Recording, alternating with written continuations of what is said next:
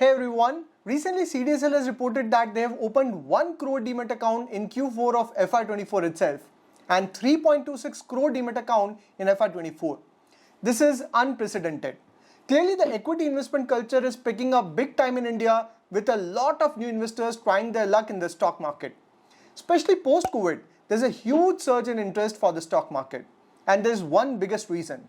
The exponential returns generated by Indian stock market, especially in the small cap and mid cap domain. For instance, small cap index has generated more than 200% return in last 5 years and mid cap index has generated nearly 200% return in the same period. Let me be very frank, majority of new investors have no clue about stock picking. In fact, I also had no clue when I started my investment journey. The only motive of a new investor is to make quick money, double their wealth in no time. But I always say that investment in stock market is not just about returns. You have to balance both your risk and returns. For instance, in last 1 year, SME companies and many micro-cap companies have generated humongous return for the investors. However, it comes at a risk. And this risk increases exponentially in case of SME and micro-cap companies. Today, when these SME and micro-cap companies are generating great returns, everyone is going gaga about them. But you need to understand that there are very few companies in SME and microcap space that are genuinely good. And it is very difficult to separate the wheat from the chaff. I still remember during 2018 to 20 period, everyone hated small cap and microcap companies. It's because the small cap index was down 50% and many individual companies tanked 80 to 90%. During that period, everyone wanted to invest in top blue chip companies of India. However, tide has turned and today everyone wants to invest in only small cap and micro cap stocks and even SME companies because of crazy return that they have generated in last couple of years. Likewise, if you look at sectoral level, during COVID period, sectors like IT, pharma, chemicals were the darling of every investor because these sectors created humongous wealth during COVID period. But today the tide has turned. IT and chemical sector are the biggest losers, whereas hot themes today include your power, PSU, railway stocks, defense, capital goods, real estate, hotel.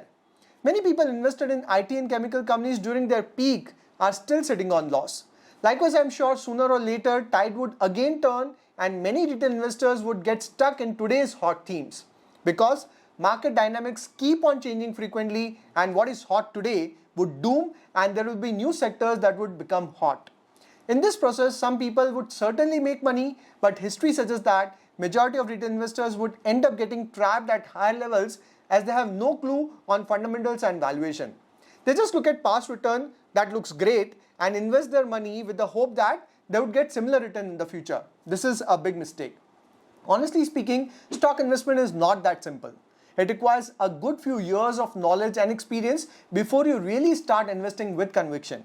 But majority of retail investors have no experience and no time to learn.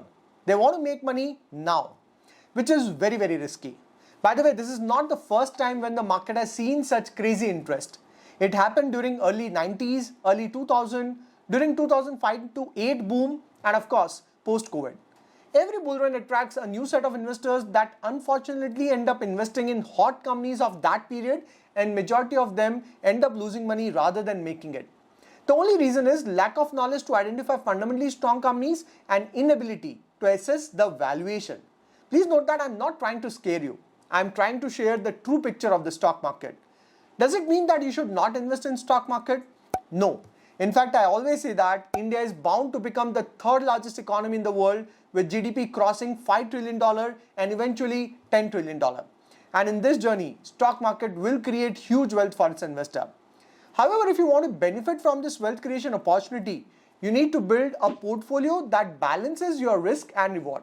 And you need to control your emotion of fear and greed.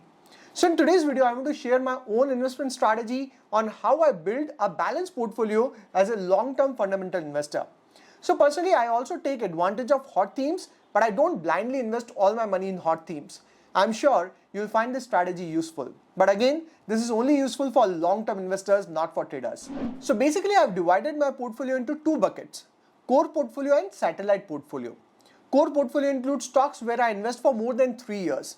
The goal is to invest in fundamentally strong companies that have a sustainable moat with bright growth prospect. So if there's a correction in my core portfolio, I don't panic.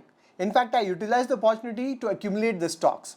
My expectation from core portfolio is to fetch, let's say, around 18 to 20% kind of CAGR return over the long term. So 18% CAGR for next 10 years would give me 5 times return. At the same time, the volatility is low as compared to satellite portfolio. And my satellite portfolio include momentum stocks where I like to benefit from the upcycle in the industry. This is more of a short-term investment with less than 3 years of horizon. The expectation is to fetch high returns here. But I know that it comes at a risk. In fact, I did a video a few weeks ago in my weekly series where I shared my investment across core and satellite portfolio. So basically this weekly series has one exclusive video for my close community of long-term investor that you can explore on my website or via the join button on my YouTube channel. So my core portfolio include sectors like IT, banking and finance, auto and consumption theme. I know that these sectors have been wealth created in the last 40 years and would continue to create wealth. So IT, we are the leader in the world and future is digital. Banking and finance is the backbone of an economy. Although there is always a demand for two-wheeler and four-wheeler and there's a big shift from petrol, diesel to electric vehicle. So auto and auto ancillary is bound to do well. Then consumption is more of a theme that includes sectors like FMCG, retail, consumer durable sector. With more than 140 crore people and rising income and spending level, consumption is one of the top themes for next 20-30 years. Again, within the core portfolio, I like to keep my allocation across large, mid and small cap. And I make very little changes in this portfolio. Sometimes I do rebalancing and restructuring, but not very frequently. In fact, if you are a new investor and don't have a lot of knowledge for stock picking, you can also have Nifty 50 ETF or Nifty 50 index fund in your core portfolio. Then my satellite portfolio include hot sectors. For instance, today power is a hot theme, PSU is a hot theme. Then railway, defense, real estate, renewable, hotel, travel sector is hot. The only challenge is that majority of companies in this space gets overheated. So if you can identify this theme early and invest at a reasonable valuation, it can create good wealth. So valuation is a key here. And it's also very important to gauge how long the upcycle would continue. Again, this is very important.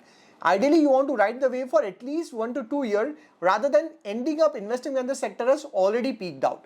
And this is not an easy task, by the way. You need to study the con calls, keep a close eye on the latest development. Like I said earlier, during the upcycle, everything would look great. But eventually when the down cycle would start, many retail investors would get trapped. So it's very important to time your exit from satellite stocks. Hence, it is high risk, high reward segment. The next important question is, how much money should you allocate between core portfolio and satellite portfolio? Now there's no perfect answer for this question. It all depends upon your individual risk appetite. But the catch here is that majority of new investors today only want to invest in hot themes because they want to double their wealth in no time. While it might make quick money in short term, this investment style is not sustainable in long term. You might fetch 100% return in a stock, but if the cycle turns and if you don't time your exit properly, that stock can fall more than 50% and you can end up with loss. And trust me, it's not that easy to time the exit. That's why as a long-term investor, you should always have a core portfolio that include fundamentally strong companies with lower risk that you want to hold for very long term. And in fact, invest in SIP mode. And then you can always invest some money in hot themes to ride the wave.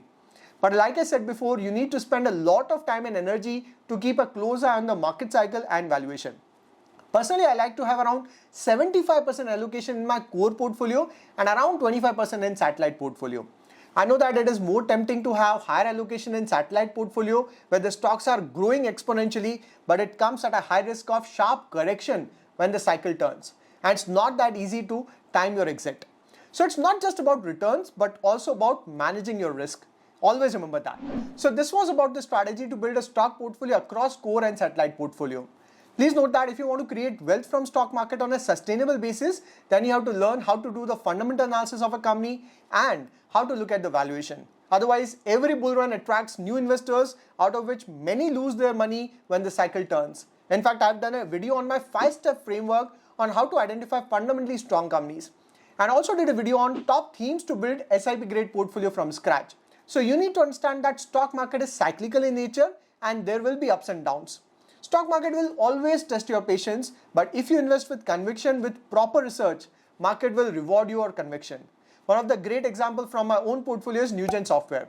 I invested in this company in 2021 during the IT sector upcycle. This stock did jump another 40-50% from my buying price, but it later tanked 50%. I did not lose my conviction and in fact accumulated it on fall.